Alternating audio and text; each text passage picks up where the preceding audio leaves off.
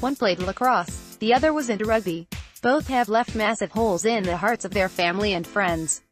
And both were remembered this week. Kip Taviano was a star lacrosse player at the Haverford School. The Concord resident was killed in a car crash on Smithbridge Road, not far from his family's home, just a few days before graduation in 2013. Advertisement Mark Dombroski was an Archmere grad and rugby player at St. Joseph's University.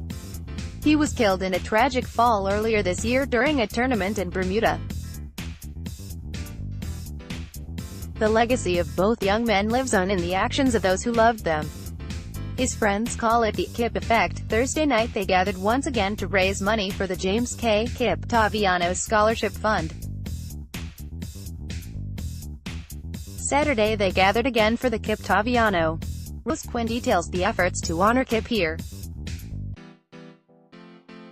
Less than p greater than Sunday. The family of Mark Dombroski gathered Sunday for the difficult task of attending the Penn Mutual Collegiate Rugby Championship at Talon Energy Stadium in Chester. It's where Mark Dombroski would have been as well, helping his St. Joseph's University in a national competition. But during a similar tournament in March in Bermuda, Dombroski, another Providence native, went missing. His body was eventually found in an empty moat. It is believed he accidentally tumbled off a 35-foot-high cliff. They also were there for another very special reason. They were there to award the tournament Most Valuable Player award, now officially named for Mark Dombroski. Jack McCaffrey tells the story here. Any new leader of Delco Dems. There's a new sheriff in town for Delco Democrats. The party faithful met Sunday and elected Swarthmore's Colleen Guinea as the new party chairman, succeeding David Landau. The move comes after a challenge to Landau, who has been party boss since 2010, in the form of one-time candidate and Labour leader John Cain. Instead, the two men put out a joint statement backing Guinea for the post. It did not take long for Delco Republicans to go into attack mode.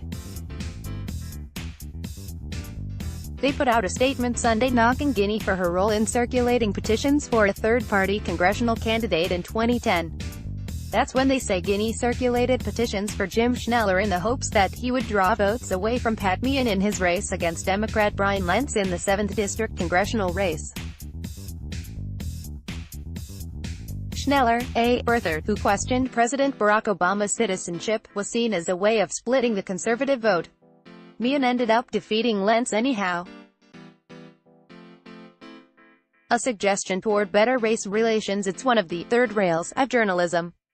Race. You need to tread very carefully when approaching this topic. That's a lesson that Roseanne Barr clearly never learned. I spent a lot of time in the wake of Barr's abhorrent comments talking about race last week. I'm not sure what I was more taken aback by, what Barr said, or the fact that she apparently thought it was okay to share this kind of racist drivel on social media. Then again, judging by the number of people who rushed forward to defend her comments or immediately point an accusing finger at others in a cascade of "what about" comments, I probably should not have been surprised. And of course Samantha Bee managed to step up and give another perfect example of foot-in-mouth disease. Yes, America still has issues with race.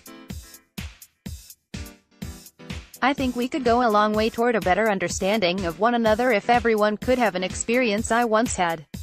That is, I had the high honor of attending classes at Lincoln University. Why was that so important? You can find out in today's letter from the editor.